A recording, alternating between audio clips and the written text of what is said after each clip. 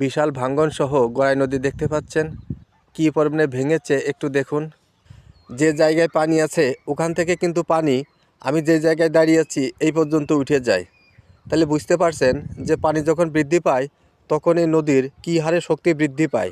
আপনারা ওই পারে যে জায়গাটি দেখতে পাচ্ছেন ওটা হচ্ছে পটোরা, আকপটোরা, বালিয়াকান্দি, রাজবাড়ি। দেখুন বিশাল চর, কত সুন্দর দেখা যাচ্ছে।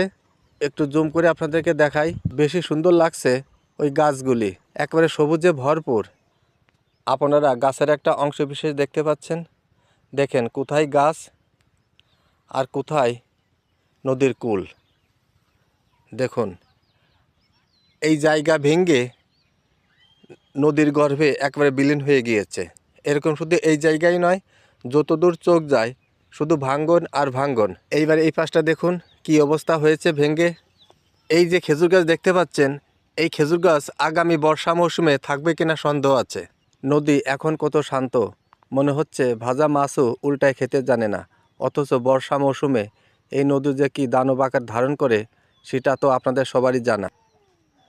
সবাইকে অনেক অনেক ধন্যবাদ জানাচ্ছি ফেসবুক মামা এবং মেটাকে।